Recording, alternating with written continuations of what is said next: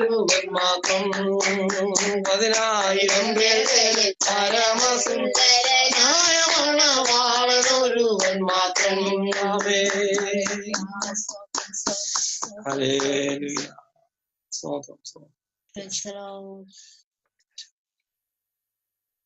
Hallelujah. പ്രത്യാശ വർദ്ധിക്കുന്നൻ പ്രാണനാഥനെ പ്രാവിൻ ചിറകെനിക്കേകിയെങ്കിൽ പറന്നു പോയിടും ഞാനീ മരുവിൽ നിന്നും സ്വർഗ്ഗകാനാൻ നാട്ടിൽ വാഴുവാനായി. പറന്നു പോയിടും ഞാനീ മരുവിൽ നിന്നും സ്വർഗ്ഗകാനാൻ നാട്ടിൽ വാഴുവാനായി. ഗണമേടുകൾ കയറുകിൽ തളരാതെ ദൈവം ചെയ്ത വലിയ ഭാഗ്യത്തെ ഓർത്ത് കർത്താവിനെ സ്തുതിക്കുന്നു, സ്തോത്രം ചെയ്യുന്നു. എന്നെ കേൾക്കുന്ന എല്ലാ അഭിഷക്തന്മാർക്കും അഭിഷക്തമാർക്കും പിതാക്കന്മാർക്കും മാതാക്കന്മാർക്കും ക്രിസ്തയേശുവിൻ്റെ നിസ്തുല്യ നാമത്തിൽ സ്നേഹവും ക്രിസ്തീയ വന്ദനവും അറിയിക്കുന്നു. നിങ്ങളുടെ വിലയേറിയ പ്രാർത്ഥന ഇന്ന് പകൽക്കാലം ചോദിക്കുകയാണ്. കർത്താവ് നമ്മെ പിന്നെയും ബലപ്പെടുത്തട്ടെ, നമ്മെ ശക്തിപ്പെടുത്തട്ടെ. അല്പനിമിഷം ചിന്തയ്ക്കായി മത്തായി സുവിശേഷം 9-ാമത്തെ അധ്യായം അതിൻ്റെ 20-ാമത്തെ വാക്യം ഇന്ന് പകൽക്കാലം നമുക്ക് വായിക്കാം. മത്തായി സുവിശേഷം 9-ാം അധ്യായം അതിൻ്റെ 20-ാമത്തെ വാക്യം. അന്ന് 12 സംവത്സരമായിട്ട് രക്തസ്രാവമുള്ള ഒരു സ്ത്രീ അവൻ്റെ വസ്ത്രം ഒന്ന് തൊട്ടാൽ എനിക്ക് സൗഖ്യം വരും എന്ന് ഉള്ളം കൊണ്ട് പറഞ്ഞു. പുറകിൽ വന്ന് അവൻ്റെ വസ്ത്രത്തിൻ്റെ തൊങ്ങൽ തൊട്ടിട്ട്. സ്തോത്രം. വളരെ അനുഗ്രഹിക്കപ്പെട്ടൊരു ദൂതാണ്. അനേക അഭിഷക്തന്മാരിൽ കൂടെ നമ്മൾ കേട്ട ദൂതുകളാണ്. എന്നാൽ ഇന്ന് പകലിൽ ഇതിനകത്ത് ഒരു വലിയ ദൈവപ്രവൃത്തി നമുക്ക് അനുഭവിപ്പാൻ പോകുകയാണ്. സ്തോത്രം. 20-ാമത്തെ വാക്യവും 21-ാമത്തെ വാക്യവും നമ്മൾ ചിന്തിക്കുമ്പോൾ 12 വർഷം 12 സംവത്സരമായിട്ട് രോഗബാധിതയായിരിക്കുന്ന, രോഗത്താൽ ബന്ധിക്കപ്പെട്ട, പുറത്തുപോലും സമൂഹത്തിൽ പോലും ഇറങ്ങാൻ കഴിയാതെ വളരെ ഭാരപ്പെടുന്ന ഒരു കർത്താവിൻ്റെ ദാസിയെക്കുറിച്ചാണ് ഇവിടെ നമ്മൾ ഇന്ന് പകൽക്കാലം വായിക്കുന്നത്. സമൂഹത്തിൽ ഒരു കാര്യത്തിലും ഇറങ്ങാൻ കഴിയില്ല, വളരെ ബന്ധപ്പെട്ട് ഭവനത്തിനകത്തായിരിക്കുകയാണ്. എന്നാൽ യേശു എഴുന്നേറ്റ് ശിഷ്യന്മാരുമായി അവൻ്റെ കൂടെ ചെന്നു.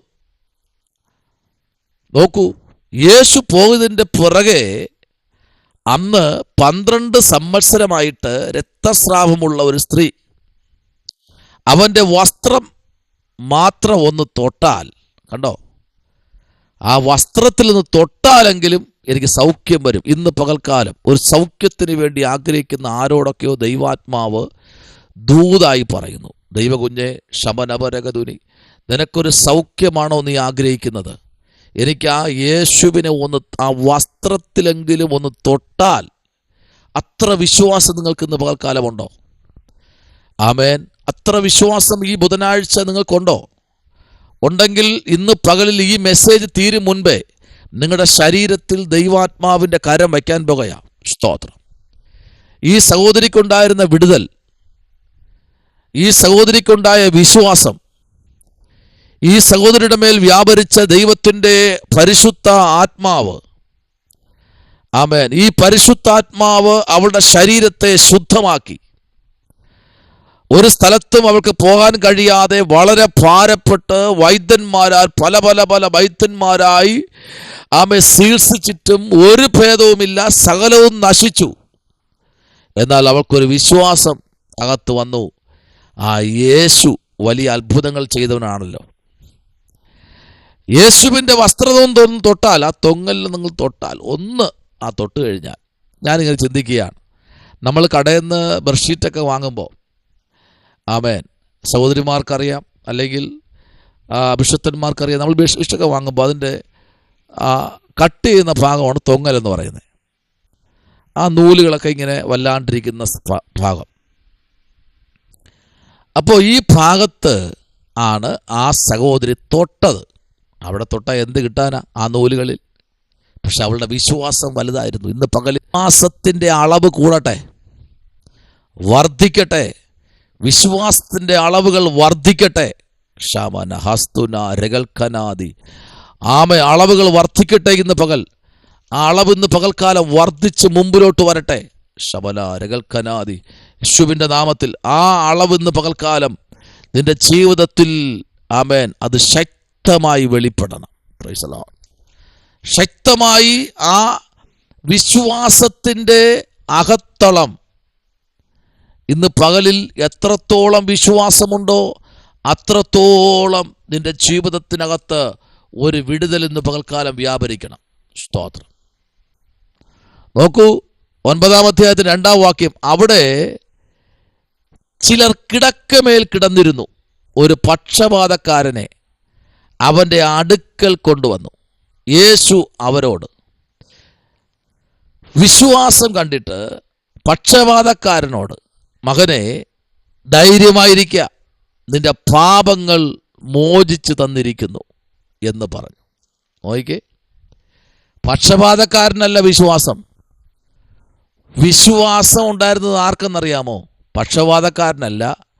വിശ്വാസം ഉണ്ടായിരുന്നത് പക്ഷപാതക്കാരനെ കൊണ്ടുവന്നവൻ്റെ വിശ്വാസം കണ്ടാണ് അവിടെ ഒരു ദൈവപ്രവൃത്തി വെളിപ്പെട്ടത്. സ്തോത്രം.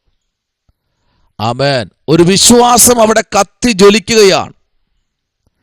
ആ വിശ്വാസത്തിൻ്റെ അകത്തളങ്ങളിലേക്ക് ഇറങ്ങി വരുമ്പോൾ ഈ പക്ഷപാതക്കാരനെ അതിൻ്റെതായ തലത്തിൽ ഒരു വിശ്വാസത്തിൻ്റെ അളവിൽ ഈ പക്ഷപാതക്കാരനെ കൊണ്ടുവന്നപ്പോൾ യേശു പറയുക, നിനക്ക് വിശ്വാസമുണ്ടോ? നിന്റെ പാപങ്ങളെ കർത്താവ് മോചിച്ചു തന്നിരിക്കുക. നിന്റെ പാപമാണ് നിന്നെ കിടത്തിയിരിക്കുന്നത്. ഈ പാപത്തെ മോചിപ്പാൻ ഒരുത്തൻ ഇവിടെ വന്നിട്ടുണ്ട്. 2-ാം വാക്യം പറയുന്നു, ആമേൻ, നീ എന്ത് ചെയ്യുക? ധൈര്യമായിരിക്കുക, മകനെ നീ ധൈര്യമായിരിക്കുക, നിന്റെ പാപങ്ങൾ മോചിച്ചു തന്നിരിക്കുന്നു എന്ന് പറഞ്ഞു. എന്നാൽ ശാസ്ത്രിമാരിൽ ചിലർ ഇവൻ ദൈവദൂഷണം പറയുന്നു എന്ന് ഉള്ളം കൊണ്ട് പറഞ്ഞു. സ്തോത്രം. കേട്ടോ, അവരുള്ളത്തിൽ പറഞ്ഞത് 4-ാം വാക്യത്തിൽ യേശു അത് വെളിപ്പെടുത്തുകയാണ്. ഹല്ലേലൂയ. പലപ്പോഴും ഉള്ളം കൊണ്ട് പലതും പറഞ്ഞത് വെളിപ്പെട്ടു വരാൻ പോകുകയാ. കാലഘട്ടങ്ങൾ വിദൂരമല്ല. ശബലപരഗതന വൈഡകരാജകൽക്കനാദി. ഇന്ന് പകലിൽ ദൈവകുഞ്ഞെ, നിന്നെ സൗഖ്യമാക്കാൻ എൻ്റെ കർത്താവിന് കഴിയും.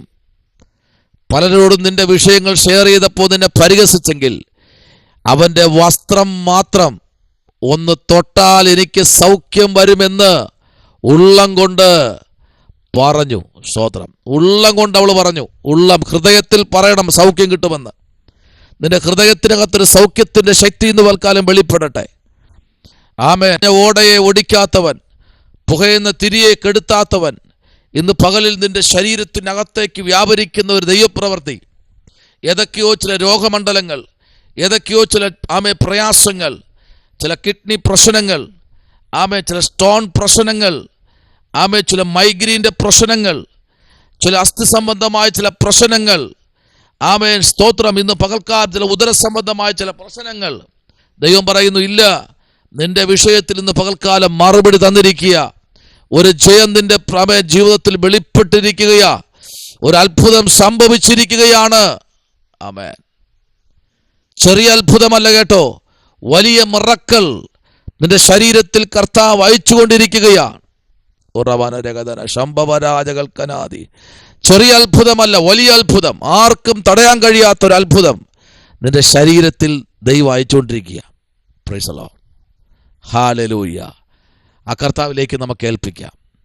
ആ സഹോദരിക്ക് ആമേൻ വാക്യം പറയുന്നു, യേശു തിരിഞ്ഞ് അവളെ കണ്ടപ്പോൾ, മകളെ ധൈര്യപ്പെടുക, നിന്റെ വിശ്വാസം നിന്നെ രക്ഷിച്ചു എന്ന് പറഞ്ഞു.